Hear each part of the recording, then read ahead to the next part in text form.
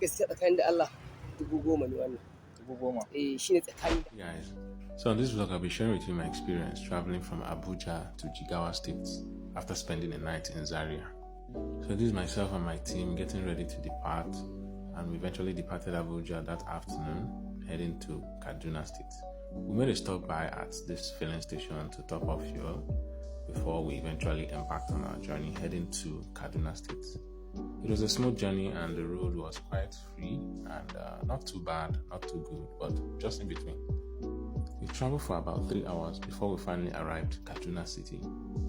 The first time I ever came to Kaduna City was in 2017, so this was my second time passing through Kaduna.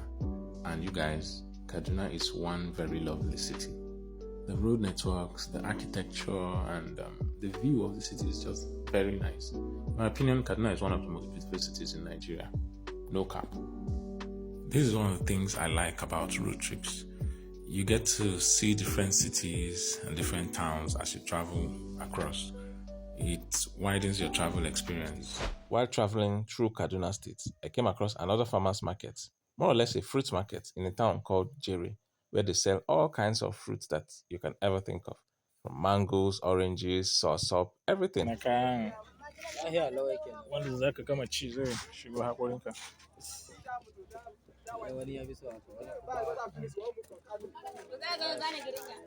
Here I also got a basket of the reddish kind of mango for 2,000 naira.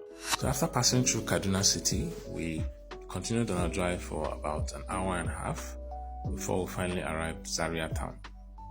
It was already getting late in the evening, so we had to stop by somewhere to find where to sleep over and pass the night for the day. Finding a place to sleep over was not an easy task because many of the hotels there were fully booked or too expensive, and the cheaper ones were too local for our liking. We were trying to find a place that is not too expensive and not too local. We searched for over 2 hours before we eventually found this room. These guys literally said that this was their executive room, and it was so funny because I didn't get a soap, I didn't get a towel, I didn't get a tissue, the water heater was not working, telephones were not working, and it cost a whooping 16,000 naira. We sure collected it like that and went out to go have dinner.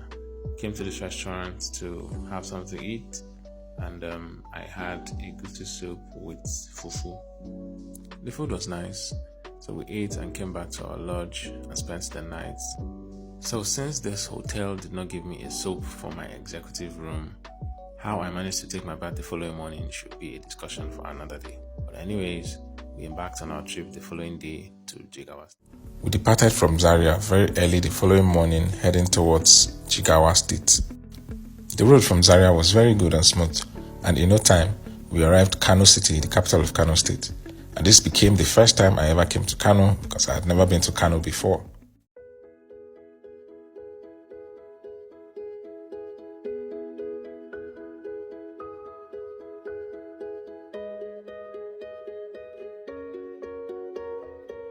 And just like I was in Kaduna, I was also very impressed with the view and the developments of the city of Kano.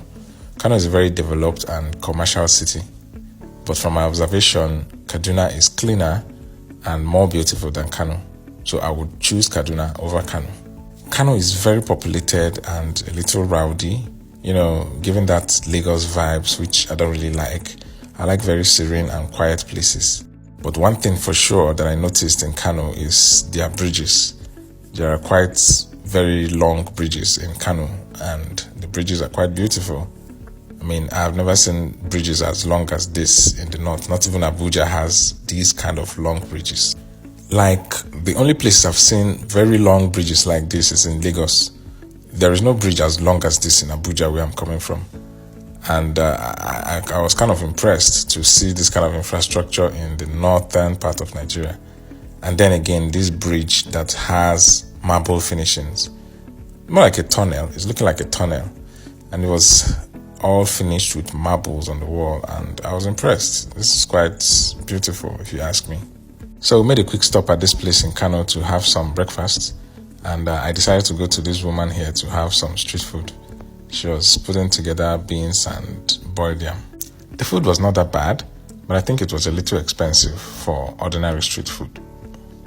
So we stopped by a fuel station to refill our fuel tanks before we proceed on our journey, and we filled up our tanks before we left Kano, heading towards Kazaure in Jigawa State. I was traveling through Kano State and I came across this farmers market located in a small village very close to the capital city of Kano. So I stopped to check out their prices and also see if I could buy some. I was very shocked when the man started to state his prices. To yanzu wannan gaskiya shi nawa ne zaka bani? Gaskiya tsakani da Allah 10,000 ne wannan. 10,000. Shine tsakani da Allah, kawai Allah yayi za a yi wannan 5,000. Wannan 4,000. Wannan 2,000 shine tsakani da Allah kayana, kawai in Allah yayi za a yi. Ya yi mana. Okay, to ka zuba wannan.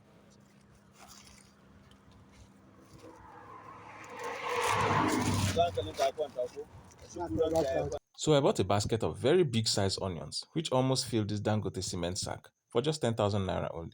To me, I thought it was very cheap. Do you think so? Kazaure is just about an hour and a few minutes from Kano City, and the journey was very smooth and peaceful. I observed the savannah and the vast lands all the way to Kazaure. This is the part of the country where you still get to see people living in huts, using donkeys and cattle to carry their products and goods from farms and what have you. They just live local and primitive lives. So we finally arrived Kazaure. Kazaure is a very small town in Jigawa State. This is a federal polytechnic in the town where we would later lodge in the guest house of the polytechnic. After a very long day, we headed on to this restaurant to have lunch. This seems to be like one of the most popular restaurants in Kazaure. Just like the saying goes, when you go to Rome, you behave like Romans. So when I came to Kazaure, I ordered for tuwon shinkafa. It's a local delicacy made with rice, and this soup was made with dry okra and ogbono. Quite delicious. And at night, we went out to buy some suya and gurasa, which we ate and retired for the night. And this is the ugly room that I lodged in the Federal Polytechnic guest house. This room cost 5k per night only. We had to manage here because there were no other options, as there were no hotels in Kazaure.